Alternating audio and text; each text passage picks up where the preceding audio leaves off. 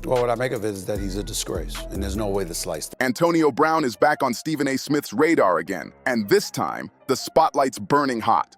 He's being accused of pulling off a wild $150,000 jewelry scam, and it's got the sports world buzzing like crazy. Brown just can't seem to stay out of the headlines, and this one might be the final hit to whatever's left of his reputation. So here's how this wild story twists and turns. After his Rolling Loud performance, on the plane ride back, he was showing me the watches and he was telling me he would sell one to me, told me they were real. Stephen A. Smith, known for never biting his tongue, has gone after everyone from Patrick Mahomes to Kyrie Irving, and now Antonio Brown's his latest target. Smith didn't just throw shade. He exposed what might be one of the most unbelievable scams tied to the former N.F.L. superstar. Let's rewind to where it all started. Back in 2022, a Florida entrepreneur named Ryan Cain, owner of Secure the Bag Entertainment, thought he was stepping into a golden deal. After a Rolling Loud performance, Cain ended up on a plane with Brown, who was flexing his collection of flashy jewelry and high-end watches like a walking luxury ad. Cain, being a successful businessman with an eye for luxury, couldn't help but admire the collection.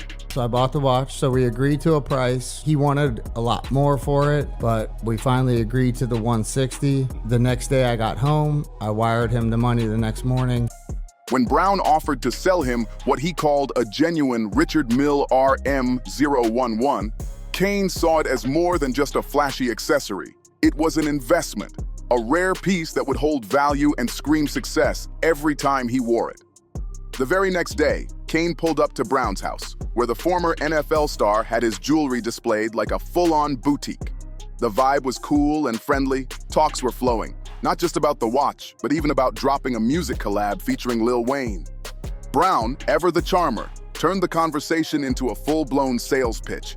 He claimed the Richard Mille was worth over $400,000, but Cain skillfully negotiated it down to $160,000.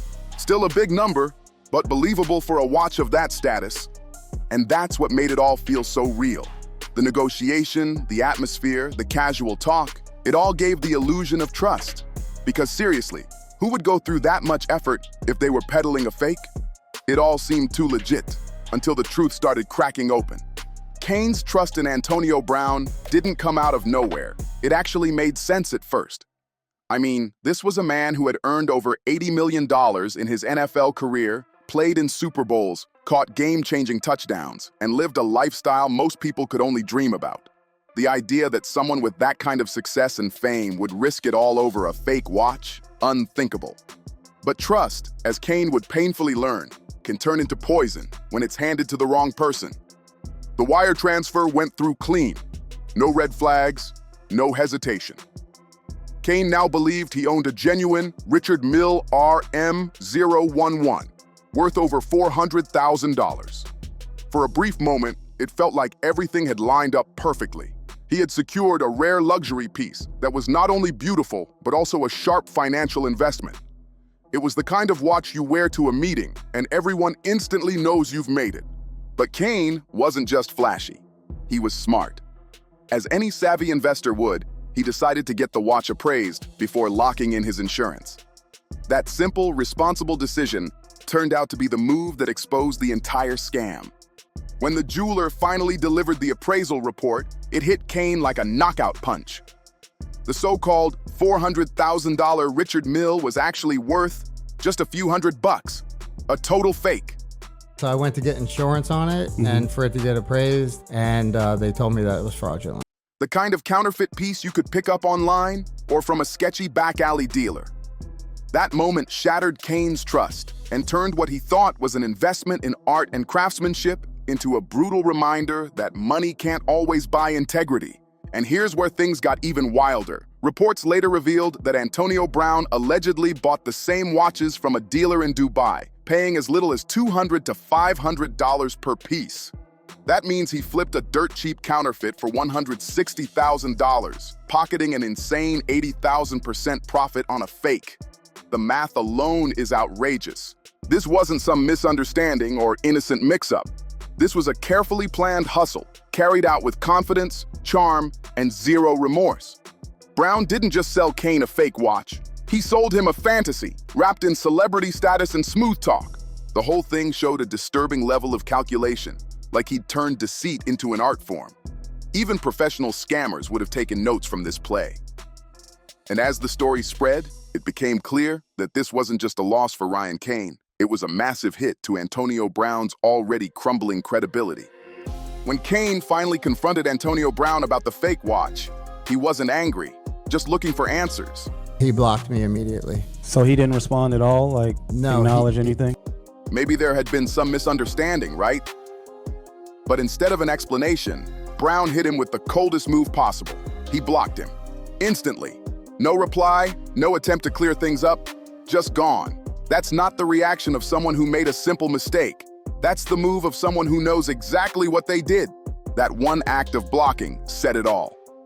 It wasn't guilt hidden behind silence. It was arrogance wrapped in avoidance. And it didn't stop there. I sent him a text message that said, the watch you sold me was fake. I want my money back. And then I was sending a screenshot of my incoming wire instructions. Before I could even send that, he blocked me. Cain later found out that this ghost and go routine was Brown's signature move, something he'd pulled on multiple people whenever business turned sour. Each time money got involved or a deal didn't add up, Brown would suddenly vanish, cutting all communication like it never happened. At that point, it became painfully clear. This wasn't some one-off misunderstanding. This was a pattern, a method, a full-blown hustle operation running on charm, fame, and manipulation. Cain realized he wasn't just dealing with a football legend gone rogue. He was facing a man who turned his post-N.F.L. fame into a playground for shady business deals. Refusing to stay silent, Cain took it to court. He filed a lawsuit in Broward County, Florida, accusing Antonio Brown of fraud and demanding $160,000 plus interest. That's when things started getting really dark. The legal filings unearthed more than just one fake watch. It revealed an entire trail of deceit. Court documents and testimonies pointed to fraudulent expense reports, phony celebrity endorsements, and dubious business claims that painted a disturbing picture of someone spiraling deeper into dishonesty. Brown, once celebrated for his discipline and athletic brilliance, now looked like a man chasing quick cash with no regard for morals or loyalty. The case moved through the Florida court system like wildfire. The judge now had to decide, was this once great wide receiver truly guilty of masterminding one of the most outrageous scams in modern sports? Or had he simply lost control of a chaotic empire built on ego and impulse? But before that judgment dropped, new revelations made the whole situation explode even louder. Turns out, the fake watch wasn't just the scandal. It was just the doorway to a much bigger mess. As Cain continued to dig, he stumbled into a network of alleged scams stretching from the music industry to fake partnerships and exaggerated brand deals. And when Stephen A. Smith got wind of it, oh, he went off. His reaction was explosive. He didn't just call Brown out, he practically torched the man's credibility on live TV. What started as one bad business deal had now evolved into a full-blown expose of Antonio Brown's post-N.F.L. downfall, showing a side of him even his biggest critics didn't see coming. Cain, as the head of Secure the Bag Entertainment, STB, wasn't just dealing with a shady jewelry sale anymore. He was staring down a full-blown $500,000 fraud scheme.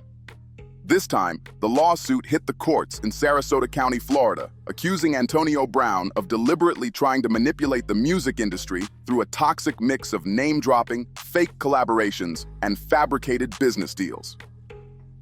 What started with one counterfeit watch had ballooned into a masterclass in deception.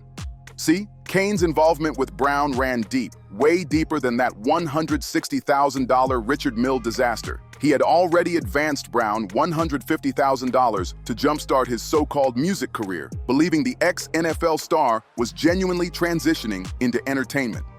But soon after, Cain was hit with a phony expense report so outrageous, it almost felt like a joke. The numbers didn't add up, the receipts were questionable, and the explanations were pure smoke and mirrors. But nothing compared to what came next. The boldest, wildest part of Brown's alleged scheme revolved around one of hip-hop's biggest names, Lil Wayne. According to the lawsuit, Brown told Cain that Lil Wayne had agreed to feature on one of his songs. for a $250,000 fee. That alone raised eyebrows. But when Wayne's team was contacted, they dropped a bombshell. No deal ever existed. The level of detail in Brown's lie was jaw-dropping. He didn't just make up a number, he added color, story, and swagger to it. He told Kane that Lil Wayne only accepts cash in a bag. That's right, a literal duffel bag full of cash. It was a line straight out of a movie, designed to make the deal sound exclusive, secretive, and impossible to verify. Brown's goal seemed clear: create urgency, pressure Kane to move fast, and skip all the usual business safeguards that could expose the truth. But Kane wasn't a rookie. He double-checked with Wayne's camp himself, and that's when the whole fantasy came crashing down. Not only had Brown never spoken to Lil Wayne's team, but legitimate feature deals were handled through standard wires and contracts, never through backdoor cash exchanges. The idea of a rap icon like Lil Wayne accepting a bag of cash was beyond absurd. It was insulting. How much money would you say in total you've given Antonio Brown? Over $300,000. Once the truth was out, Kane realized the scope of the deception. Brown hadn't just fabricated a feature. He was allegedly trying to pocket an extra $100,000 through the made-up deal. That's not a misunderstanding. That's a calculated hustle, and it painted Brown as someone who was engineering chaos for profit. And it didn't stop there. The fraudulent expense reports added more layers to the scam. Kane's lawsuit claimed Brown submitted totally bogus charges, including $87,000 for a studio rental and $8,500 for private jet travel. Then came the most ridiculous part, a $178,000 Rolling Loud expense bill that Kane flat out refused to pay. Why? Because the whole thing made 0 sense. As Kane pointed out, Rolling Loud pays artists to perform, not the other way around. The idea that Brown would bill his own label for performing at a festival that already pays performers was beyond belief. It screamed manipulation. This pattern of lies, exaggerations, and fabricated costs revealed something much darker about Antonio Brown's post-NFL behavior. It wasn't just reckless. It looked strategic, almost like he was testing how far his fame could carry him before people caught on. When Kane refused to go along with the fake expenses, Brown's next move was classic. He tried to cut Kane out completely, attempting to sidestep their agreement and reroute his business dealings behind Kane's back. It was the ultimate betrayal. Proof that Antonio Brown wasn't just bending the truth, he was breaking it wide open for personal gain. When Brown's attempt to dodge accountability blew up in his face, his next move was pure chaos. He lashed out, hurling racist and homophobic slurs in a meltdown that stunned everyone involved. It was a moment that stripped away whatever professionalism he had left, exposing behavior so toxic it would have been shocking even coming from a nobody, let alone a man who'd once been one of the NFL's brightest stars. We talked about the feature, and AB told me that Lil Wayne would only take $250,000 for the feature in cash. $250,000 just in a bag of $250,000. Couldn't do a bank wire or check, nothing. Nope. Lil Wayne only takes cash, and it was $250K. This was the final straw for many, and it was exactly the kind of reckless conduct that caught Stephen A. Smith's attention like a flashing red light. Against this backdrop of fraud, manipulation, and moral collapse, Stephen A. unleashed one of his most brutal takedowns of any athlete in recent memory. And he didn't mince words. He was furious. Stephen A. had followed Brown's long, messy career, watching him fall from elite talent to tabloid regular. To Smith, this wasn't just another sports headline, it was personal. He'd seen the pattern, the betrayals, the excuses, the endless self-sabotage. So when this jewelry scandal hit, Stephen A. didn't hold back. He called it the ultimate example of what happens when fame turns into delusion. His rage wasn't just about Kane's story either. It was about the bigger picture, the years of people trying to help Antonio Brown, only to be stabbed in the back again and again. And no betrayal hit harder than what Brown did to Tom Brady, the man who had risked his own reputation to give him another shot at greatness. Smith reminded viewers that Tom Brady had done more than just vouch for Brown. He literally opened his home to him. He trusted him like family, believed in his comeback, and fought to bring him onto the Tampa Bay Buccaneers, even when the rest of the league had given up on him. And how did Brown repay that faith? With a string of lies and scandals, including the now infamous fake vaccination card incident that nearly wrecked the team's reputation. Stephen A. tore into that hypocrisy with precision. He said Brown's behavior wasn't just a matter of bad choices, it was a pattern of betrayal, a cycle of using people until they no longer served his purpose. How many people gotta get burned before y'all stop defending this man? Smith demanded during his broadcast, his voice filled with fire. And the truth hurt, because Brown had contributed to the Buccaneers' success. He'd caught a touchdown in the Super Bowl, helped the team secure victory, and for a brief moment, it seemed like he'd finally turned his life around. But instead of building on that redemption, he torched it again. Smith's frustration came from a place of disbelief. How could someone with so much talent, so many chances, and so many people rooting for him keep throwing it all away? His fake vaccination card might have been the headline then, but Smith's analysis hit deeper. It applied to every scandal that followed, including Ryan Kane's explosive fraud allegations. To Smith, the fake watch wasn't just another con. It symbolized the complete breakdown of integrity and accountability. That's why I wouldn't pay the invoice, because I signed him to a record deal to make music, not to just spend $178,000 on travel expenses for rolling. The same way Brown lied about his vaccination status to the N.F.L., he had allegedly lied to Kane about the authenticity of luxury watches, made-up celebrity features, and bogus business expenses. Stephen A. drove his point home with brutal clarity. Antonio Brown wasn't just making bad decisions. He had turned deception into a business model. Each new scandal showed the same ugly truth. Fame had become his weapon, and lies were his currency. In Smith's eyes, Antonio Brown had crossed a line that too many celebrities flirt with, believing that fame can shield them from consequences. And by the end of his rant, Stephen A.'s message hit like a hammer. Brown's biggest loss wasn't his career, his money, or even his legacy. It was his credibility. The fake watch scandal and the music industry fraud allegations didn't just expose Antonio Brown's business dealings, they revealed something far darker. It wasn't just about losing his NFL career anymore. It was about losing his moral compass. The lawsuit filed by Ryan Kane didn't stop at fraud. It went further, accusing Brown of breach of contract and defamation after Brown allegedly fired off derogatory social media posts targeting Kane's company, Secure the Bag Entertainment, STB. What should have been a clean business partnership had now spiraled into a full-blown circus of deceit, insults, and courtroom drama. According to Kane, this was never just a deal gone bad. It was a carefully orchestrated con, designed to milk as much cash as possible through a web of fakes, frauds, and fabricated friendships. Every time Brown got caught, he doubled down, deflecting, blocking, or blasting insults online. The man who once had the world at his feet was now waging digital war from behind a screen, burning every bridge left standing. But here's the wild part. This wasn't some shocking new behavior for Brown. His trail of chaos stretches way back, showing a clear pattern of controversy, ego, and self-destruction.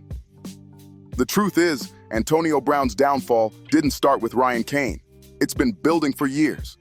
Once hailed as one of the greatest wide receivers of his generation, Brown's career has become just as famous for off-field scandals as it ever was for his highlight reel plays. From being a sixth-round underdog to becoming a household name, his story should have been about triumph. But instead, it's been one long cautionary tale about fame gone wrong. We booked an appearance for him, and then after this happened with the watch and everything at his house that day, he tried to go around us to cut out our fee and went straight to the person who we booked him with. Let's rewind. In 2012, his former Steelers teammate Ryan Clark exposed an early glimpse of Brown's growing ego. Clark recalled how Brown started acting like the franchise revolved around him, yelling at defensive coordinator Dick LeBeau and even telling defenders not to touch him during practice. That arrogance, Clark suggested, was the spark that would later ignite the wildfire of chaos. By 2016, things took a darker turn. During a playoff game against the Cincinnati Bengals, Brown suffered a vicious hit from linebacker Vontaze Burfict, leaving him concussed. Some fans and analysts have long speculated that this head injury could have played a role in his erratic behavior afterward, though no official link was ever proven. Still, after that moment, his public meltdowns and off-field drama began escalating fast. Then came 2017, the year social media became Antonio Brown's worst enemy. After a Steelers playoff win, he pulled out his phone and live-streamed Coach Mike Tomlin's locker room speech on Facebook Live, while Tomlin was still mid-sentence. The video, watched by around 40,000 people, captured Tomlin using colorful language about the New England Patriots, turning what should have been a private celebration into a public embarrassment for the entire team. You could even hear a teammate warning others to watch what they said because Brown was filming, but he didn't care. That live stream was more than a bad judgment call. It was the moment Brown showed the world that attention mattered more than loyalty. By 2018, his behavior had gone from reckless to downright alarming.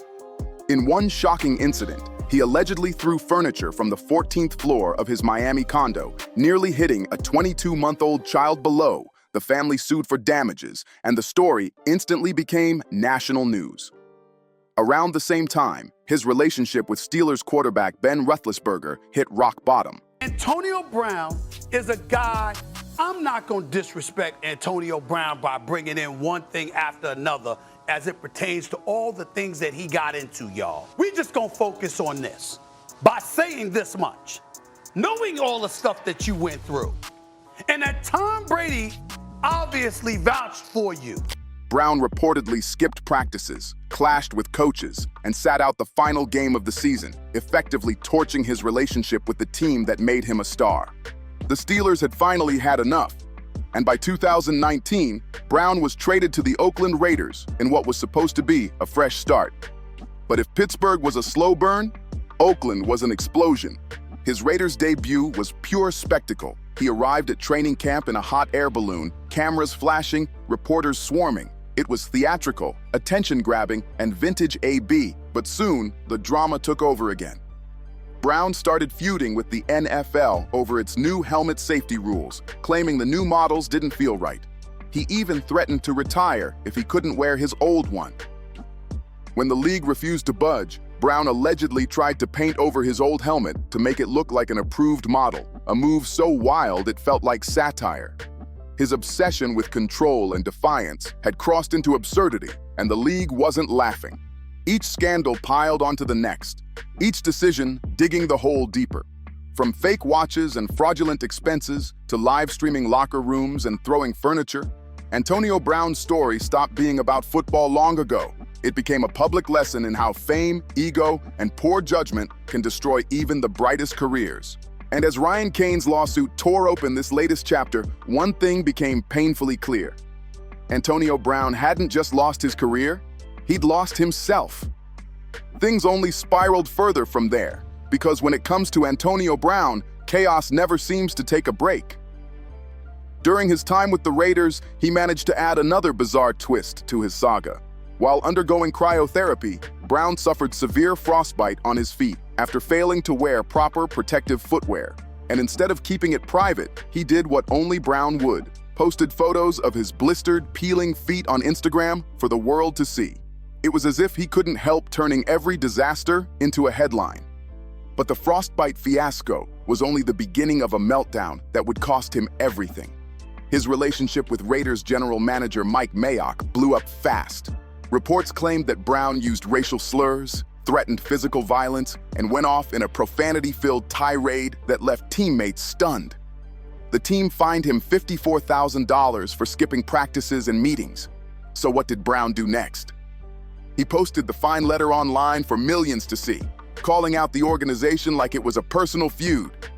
That move was the final straw. The Raiders had enough. Antonio Brown requested his release, and the team granted it, voiding a staggering $30 million in guaranteed money. Most players would have been devastated to lose that kind of cash, but not Brown. He brushed it off like nothing, boasting online about his wealth and freedom, laughing as if walking away from a fortune was just another flex. Then, just hours after being cut loose, Brown made another headline-grabbing move. He signed with the New England Patriots. It looked like redemption might finally be within reach. But in true Antonio Brown fashion, that hope didn't last long. In September 2019, former trainer and college acquaintance Brittany Taylor filed a civil lawsuit accusing Brown of sexual assault on 3 separate occasions between 2017 and 2018, including an alleged rape in May 2018. The details were disturbing, and the lawsuit instantly dominated the news cycle. Brown denied everything, countersued for defamation, and the case was eventually settled privately in 2021, with no details disclosed. Before the dust could even settle, a second woman came forward accusing Brown of sexual misconduct. Reports claimed Brown sent her threatening text messages after the accusation surfaced, an action that immediately drew the NFL's attention and public outrage. Major sponsors began to cut ties, with Nike terminating its endorsement deal within days. The Patriots, already under fire, moved quickly. After just 1 game, Antonio Brown was released, marking the end of yet another short-lived comeback. Even though no criminal charges were filed, the damage to his reputation was devastating. The league launched an investigation, and the public's view of Brown went from troubled superstar to uncontrollable liability. Then came 2020, and the chaos only escalated.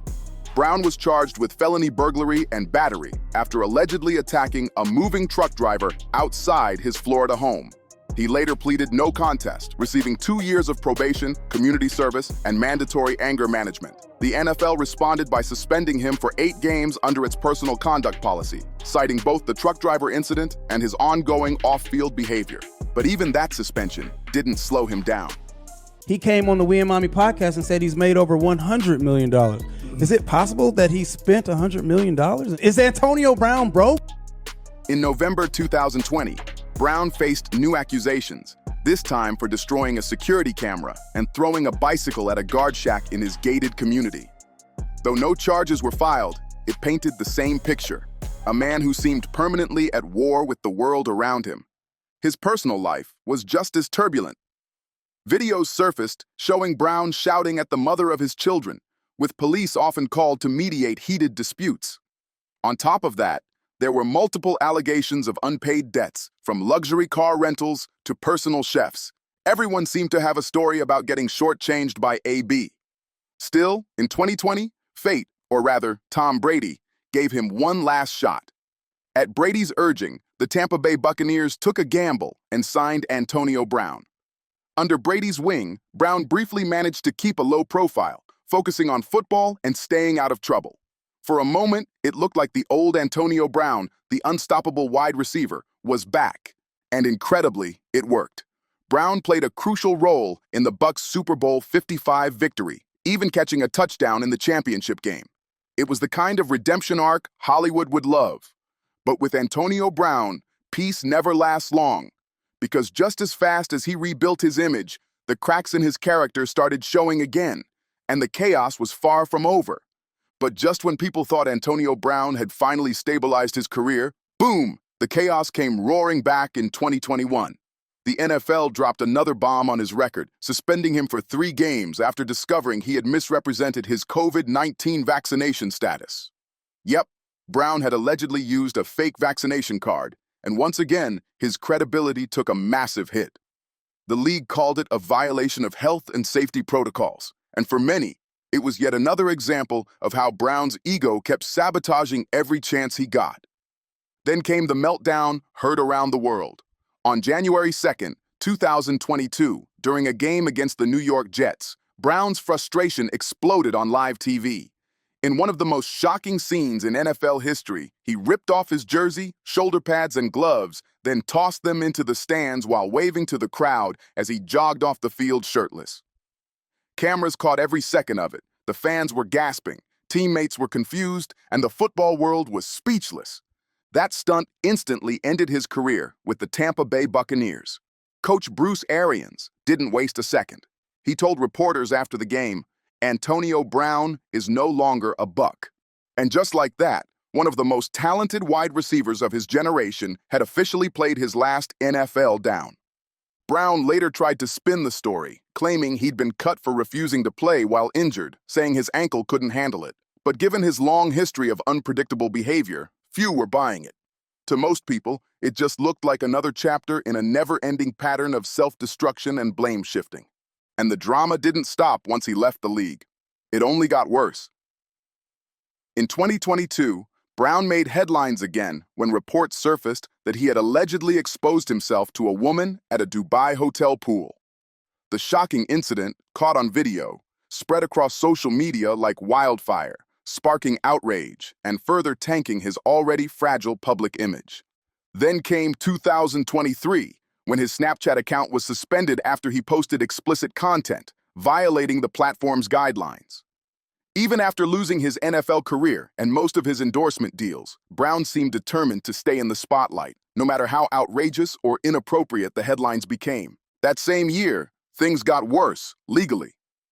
In January 2023, he was arrested for failing to pay child support, briefly detained, and later released after posting a $15,000 bond. And as if that wasn't enough, in December 2022, he faced a domestic violence warrant after allegedly throwing a shoe at his ex-fiancée and threatening her while their children were present.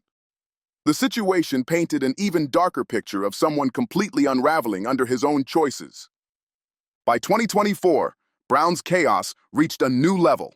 He filed for bankruptcy, but even that turned messy.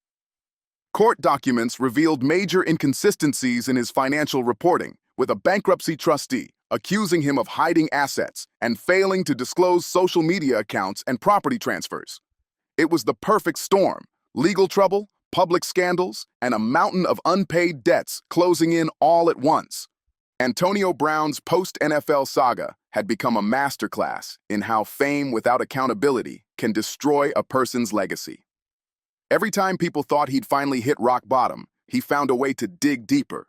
And by 2024, the man once hailed as one of the NFL's most gifted stars had turned himself into a walking, cautionary tale.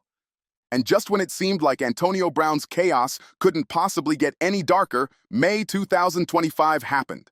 Reports exploded across social media, claiming that Brown had been charged with attempted murder after a shocking shooting incident outside a Miami boxing event. According to the warrant, Brown allegedly fired at a man during a physical altercation, sending the crowd into panic. Brown later took to social media saying he'd been jumped and targeted for his jewelry, insisting he was defending himself. But police reports painted a much grimmer picture. As of now, he remains at large, with multiple outlets suggesting he may have fled the country. It's a tragic fall from grace for a man once considered one of the NFL's greatest wide receivers. During his prime, Brown put up record-breaking numbers. His 6-year stretch remains one of the most dominant runs in league history, but the legacy he built on the field has been completely buried under scandal, legal drama, and personal destruction. From wild social media rants to serious criminal allegations, Antonio Brown's name has become synonymous with controversy. Fans who once celebrated his precision routes and game-winning catches now question whether the man even understands how far he's fallen.